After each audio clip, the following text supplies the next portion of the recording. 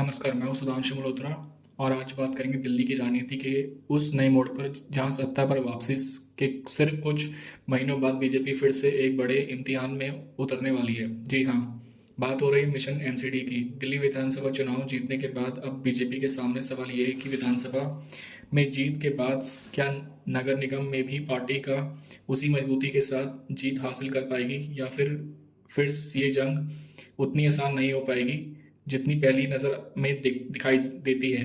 आइए पूरा विश्लेषण समझते हैं सीधा और साफ। दिल्ली की राजनीति पिछले कुछ महीनों कैसे बदल रही है। दिल्ली की राजनीति में पिछले कुछ महीनों से सबसे बड़ा बदलाव हुआ सत्ता परिवर्तन का। कई सालों के बाद बीजेपी सत्ता में लौटी और रेखा गुप्ता मुख्यमंत्री बनी। ये कदम सिर्फ चुनावी जीत नहीं था बल्कि दिल्ली की राजनीति दिशा में एक बड़ा मोड़ था। लेकिन कहानी यहाँ खत्म नहीं होती। अगला अध्याय है एमसीडी चुनाव। क्या एमसीडी इतना बड़ा चुनावी ट्विस्ट है? कई लोगों को लगता है कि एमसीडी सिर्फ स्थानीय स्तर का चुनाव है, लेकिन असल में ये दिल्ली की राजनीति की धड़कन है। क्यों? क्योंकि दिल्ली कंट्रोल करती है साफ सफाई, कूड़ा मैनेजमेंट, स्ट्रीट लाइट, पार्क, सड़कें, लोकल टैक्स और रिहायशी एरिया की रोजमर्रा की ज़रूरतें। यानी जिस पार्टी के पास एमसीडी होगी उसके पास दिल्ली के ग्राउंड लेवल नैरेटिव की चाबी होगी। बीजेपी की रणनीति वापसी सिर्फ शुरुआत थी। बीजेपी विधानसभा चुनाव जीत चुकी है लेकिन पार्टी की रणनीति साफ है।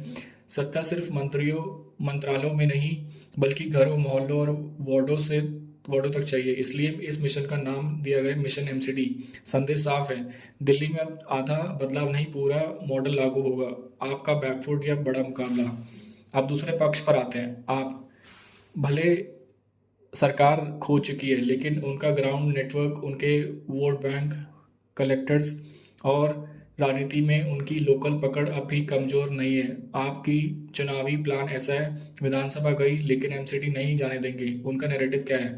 स्थानीय काम, शिक्षा, स्वास्थ्य मॉडल और सरकार बदलने से पहले के एमसीडी रिकॉर्ड की याद दिलाना। यानी आप ये लड़ाई जीतने हैं नहीं रोकने उतरी है। तीसरी ताकत, कांग्रेस गेम चेंजर या वोट कटवा। दिल्ली की राजनीति में तीसरा गेम कांग्रेस। भले वो अभी सत्ता की मुख्य दावेदार नहीं है लेकिन कई वार्ड ऐसे भी जहां कांग्रेस की मौजूदगी तीसरे विकल्प नहीं फैसला करने वाली ताकत बन सकती है। क्योंकि कांग्रेस बीजेपी का कटवा बन सकती है या आपका साइलेंट सपोर्ट ब्रेकअप भी कर सकती है। मतलब एमसीडी चुनाव ट्रायंगुलर फाइट है और यही इसे रोचक बनाता है। मुद्दे क्या होंगे? आने वाले चुनाव के मुद्दे ये रहने वाले हैं। सफाई व्यवस्था, कूड़ा प्रबंधन, पार्क और नगर सेवाएं, पानी और सीवर लाइनें, महिलाओं की सुरक्षा, रेगुलेशन, स्थानीय व्यापार और टैक्स। मतलब इस दफे लड़ाई भावनाओं से ज़्यादा काम की राजनीति पर होगी। जनता क्या सोच रही है? अब सबसे बड़ा सवाल, दिल्ली की मतदाता क्यों चाहते हैं कि क्या विधानसभा की तरह एमसीडी में भी बीजेपी को साफ बहुमत मिलेगा या जनता को दो अलग अलग पार्टियों को अलग अलग जिम्मेदार देकर चेक एंड बैलेंस वाला सिस्टम बनाएगी? दिल्ली की गलियों में लोगों का मूड मिला जुला है।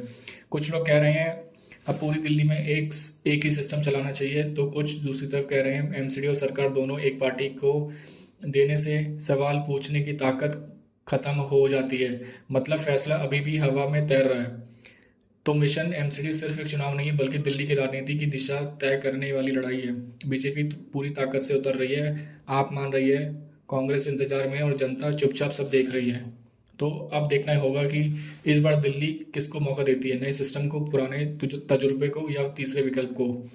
अब आपकी राय सबसे जरूरी है, कमेंट में बताइए। क्या बीजेपी मिशन एमसीडी में भी बाजी मार लेगी या मुकाबला और भी टाइट होने वाला है? वीडियो पसंद आए तो लाइक कीजिए और ऐसी ही राजनीति की साफ और समझने लायक रिपोर्टों के लिए चैनल को सब्सक्राइब कर लीजिए। धन्यवाद।